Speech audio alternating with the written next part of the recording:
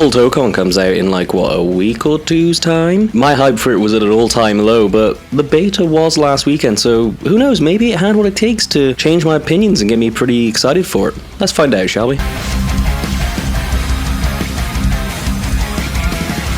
So yeah, in terms of hype, I really wasn't all that excited for this. I mean, the first trailer definitely got me excited. I mean, to have a new original Marvel fighting game, that felt pretty cool, considering the last time we saw these characters in a fighting game, like an original one, if I'm not mistaken, it was Marvel vs. Capcom Infinite. So to have them back in something new and different, and by a new dev, I was all in, and I was a massive fan of Guilty Gear. So that first trailer, amazing. All I wanted to see was more of the roster. Unfortunately though, the next couple of months after that, it was basically nothing. Oh look, we've got a new stage. Okay, cool, you deconfirmed like loads of the characters that I was hoping would turn up, like most of the X-Men. But as time went on, they released more of the roster, and it didn't excite me all that much because they told us it was going to be a bunch of nobodies or characters we'd never seen in a fighting game before, but then proceeded to announce a bunch of characters that were kind of safe picks. But anyway, I'm digressing. But after this beta weekend though, yeah, that shit's gas.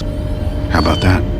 I didn't play loads, I'll only like say 2 hours, but I played enough to get some solid impressions, in my opinion anyway. I would have played more, but PlayStation servers went down on the first day, so that kind of took away a lot of my playtime as I wasn't really free for the whole weekend. But it just kind of goes to show, that digital future is looking pretty good right now, isn't it? Servers go down on the day of a big beta launch and no one can play it. God, I wonder what's going to happen in GTA 6. Anyway, let's get back on track. This isn't about that, that's a future video. An unfortunate training exercise. First thing I'll say is, for a beta, this thing was filled with content. Offline bot mode, training room, a look into the story mode, online casual play, of course. And then in terms of the roster, they gave us like half the characters, which, I mean, it does make sense. It is a 4v4 fighting game. But, you know, I still wasn't expecting all that many, because I was in my head anticipating probably like Iron Man, Cap, Doom, and Storm, and then maybe like Spider-Man, Star-Lord, Penny, and Miss Marvel. That was kind of my thought process. We were just going to get those 8, and they were going to kind of leave it to us to play around and make up some new combinations. But the fact they gave us half the roster and a lot of the interesting characters is a really good sign. It shows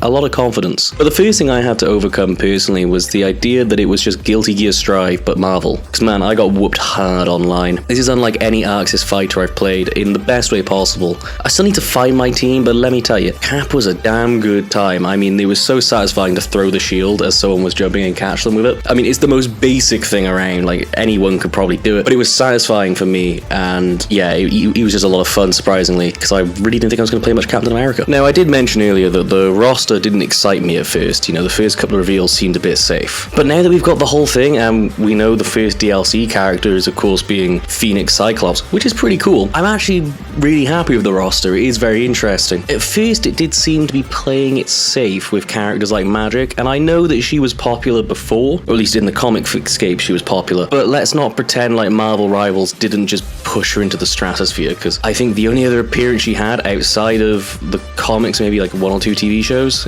if that, or animated shows I should say, was Inhumans or New Mutants, was it? One of the two. It was one of the spin-off like X-Men series, but let's not pretend like that got her a load of hype. But I thought Magic was a bit of a safe pick because Rivals was kind of a big push. But then, you know, they did Green Goblin, which I know Green Goblin is like one of the most popular characters in Marvel, especially since he's like the Spider-Man villain, but he hasn't had a fighting game appearance. So my point stands that Green Goblin got me a bit more excited over characters like, say, Magic or Penny, for example, because, you know, again, Penny, Spider-Verse movies was kind of a given. I do think the teams are kind of weird though. Like, we have a team here with Deadpool, Blade, Loki, and Ghost Rider, and it's a cool team, but surely it would have been better if they were the Midnight Suns. But then I think the problem is that Loki is there, and he can't really fit into any other team because they're kind of all full. So it does kind of feel like a, oh, we have nowhere to put you guys type of team, you know? I think if I was to change up the roster a little bit, I'd maybe add a couple of teams, because we've got Doom's team, right, which is Doom, obviously, Magneto,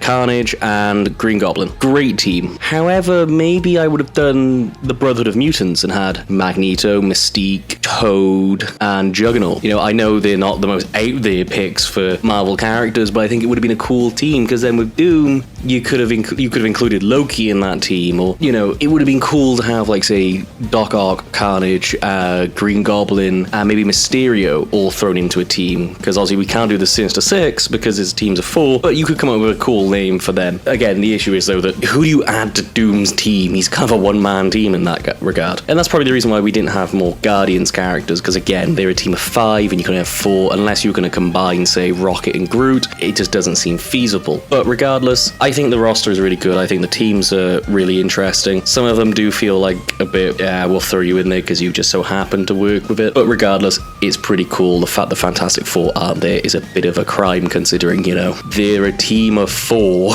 In terms of how the game plays, though, it's smooth but also chaotic. I love the style of how it looks, and I love the stuff like the crossover abilities, and I do love the way characters are unlocked during battle. You start with 2 and you just get the other 2 over time. So like if you send your opponent to the other side or the other part of the stage, or if you lose a round, you unlock your 3rd character or 4th, depending on how many you've got at that point. I did wonder if it would play a bit like Marvel vs. Capcom, and despite having a very similar button layout to MVC2, at least from my memory, with the basic attacks on the Fire Stick, it does feel pretty unique. It's very flashy, very vibrant, which I absolutely love, and the characters feels like they have been done justice to them in their intros and their endings to each of the matches, but also their moveset. They're all incredibly unique, and it feels like a fresh take. Because I did wonder if characters like Cap, Iron Man, Spidey, Wolverine, Storm, for example, were all being in Marvel vs. Capcom for years. I wonder if they were gonna have a pretty similar moveset, but honestly, they're all really unique and cool as far as I'm aware. I will say as well, the character design department, Arxis, have absolutely crushed it. It kind of, in a way, reminds me of when they got Nomura from Square Enix to do a bunch of Marvel designs, which honestly I thought was going to be used for the Avengers video game done by them, but for some reason they chose not to and went a bit generic. I'm gonna guess Disney had something to do with that. However, it looks like they've got a lot more freedom here at Arxis, and yeah, the designs just look absolutely incredible. I mean, Iron Man looks exactly how you remember him, but he also has just that little like Japanese mecha flair to him. I love Cap with the jacket, it's a great look. Spidey with a bit of armor on, but like it doesn't look ridiculous. It fits. He still looks like a Spider-Man suit. I think that's incredible. In general, though, I think the game is absolutely incredible. I can't wait to play more of it. I barely even got into it. I didn't even really know all the controls by when I was playing it, purely because it was just so much to learn and so little time. But I cannot wait to jump into this on launch. My opinion on it has been completely changed from just going, yeah, I'll pick it up because it's a fighting game and I like the developers too. I'm looking forward to picking this up and putting some serious time into it. It's going to be a lot of fun. I really hope this gets a lot of longevity. I think it will. Arxis usually do like 5 season passes for their games, so I'm hoping that we can get a couple more characters. I'm really rooting for Jubilee. I think Jubilee could be a really fun character here, and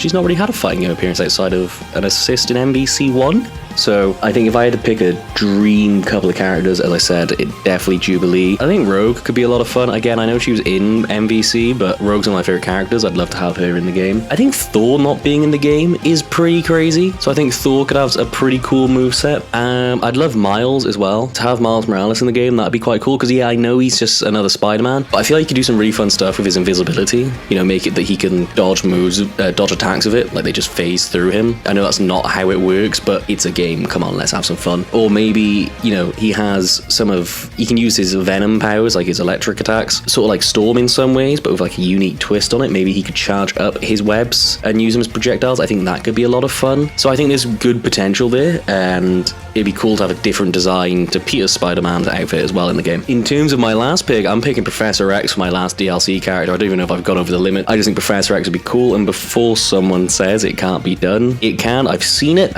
No, I do not want him out of the chair. I want him in the chair. I want it all. I think Professor X could be a really funny character to have.